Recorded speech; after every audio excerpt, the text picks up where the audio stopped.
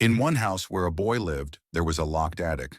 The boy was very eager to go up there, but his parents wouldn't let him. "You'll hurt yourself," said his father.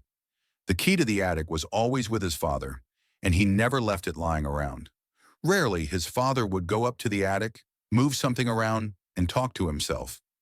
One day, his father left for a business trip and gave the key to the boy's mother. The boy saw where she hid it, and when she was out of the house, he took the key and climbed up to the attic. The attic was dark, filled with boxes and old furniture. "Hey!" he suddenly heard a voice. "Over here!" The voice came from the darkness, but nothing was visible. Near the door on the floor stood a candlestick with a candle and a box of matches. The boy lit the candle but still couldn't see anything. "I'm here," the voice called out again. "Move the wardrobe." The boy stepped closer. "Move the wardrobe," the voice repeated. With great effort, the boy moved the wardrobe and saw a large mirror attached to its back. The voice was coming from there. The reflection was unclear, but inside the mirror, it was even darker than the darkness of the attic. The candle's flame didn't reflect in the mirror, but someone was inside, although it was impossible to make out who, as the boy's eyes began to sting and water. "Who are you?" asked the boy. "I am your great-grandfather," said the voice from the mirror. "Your father's father locked me in here." "Is it even possible to lock someone in a mirror?" the boy asked in surprise. The figure in the mirror didn't respond. "Why were you locked up?" the boy asked. "They were afraid of me," came the reply. "But you're not afraid, are you?" "No," the boy said, though he was in fact terrified. "Don't be afraid," said the man in the mirror. "If I could get out, I would have done it long ago." The boy stepped closer to the mirror to get a better look at whoever was inside. He even touched the mirror with his hand. At that moment, the figure inside grabbed him and started pulling him in. "Let me go!" the boy screamed, struggling to free himself. But the hand gripping him only pulled harder. His entire arm was already inside the mirror, and he was being dragged further in. In desperation, the boy struck the mirror with the candlestick he held in his other hand. The mirror cracked. A scream of pain came from inside the mirror. And then the boy screamed. He saw that the crack in the mirror had severed his arm that had been pulled inside. But no one held him anymore. The boy fell backward and scrambled away from the mirror. His arm was gone. It remained inside the mirror.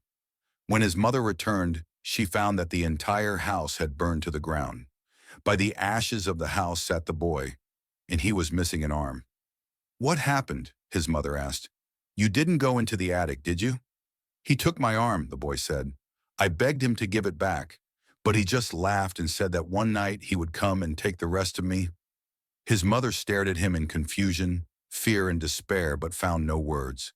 She grabbed him by the shoulders, trying to understand what had happened.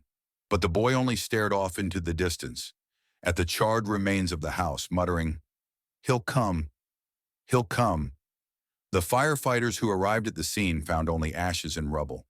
Almost nothing was left of the house. Everyone said the fire started in the attic, but how the boy survived, no one could explain. The boy withdrew into himself. He barely spoke, didn't play, and didn't even cry. He spent his days sitting by the window, staring at the ruins of the house. His mother took him to doctors, but they could only shrug. Psychological trauma. It will take time. But it wasn't just trauma. At night, the boy heard whispers, quiet, insistent whispers that seemed to come from the corners of his room. "I'll come for you. You can't escape me." His mother didn't hear the sounds even when the boy screamed and called for her. She just held him, trying to comfort him, and said, "It's just nightmares, sweetheart." But the boy knew it wasn't a nightmare. One night, when the whispers grew louder than ever, the boy mustered his courage and asked, "What do you want from me?" The answer came immediately, as if the voice had been waiting for the question. "You took what was mine. Now I'll take everything from you." The boy trembled but found his voice again. "I didn't mean to. I was just scared. Give me back my arm and I'll leave you alone." "It's too late," the voice hissed. "You broke the mirror. Now we are bound together." The next day, his mother took the boy to his grandmother's house in the countryside. She thought a change of scenery would help. The grandmother's house had no attic, and the mirrors were covered or removed to avoid reminding the boy of what had happened. It seemed he would finally be safe here. But the whispers didn't stop. One night, the boy woke up and saw a shadow standing by his bed. It had no face, no distinct form, but the same voice came from it. "Tonight, I've come for you." The boy leapt out of bed and ran to the door, but the shadow moved faster. It was nearly upon him when the boy noticed an old icon lying on the floor near his grandmother's things. He grabbed it and held it up in front of himself. The shadow froze suddenly, as if hesitating. "You think this will save you?" the voice mocked. But the shadow retreated. The boy realized this was his chance. He ran out of the room and locked the door behind him. But the whispers continued, now coming from beyond the door. "This won't last. I'll find you." The next morning, the boy told his grandmother everything. She listened attentively, without interrupting, and then nodded. "I knew this day would come." "What did you know?" the boy asked, looking at her with wide, fearful eyes. "Your great-grandfather," she began, "was a strange man. People said he practiced dark magic. When your father was still a boy, your great-grandfather did something that awakened an evil. He managed to trap it in the mirror, but it seems it has broken free." "What do we do now?" the boy asked, almost in tears. The grandmother thought for a moment. "We need to give it what it wants or trap it again. But that's easier said than done."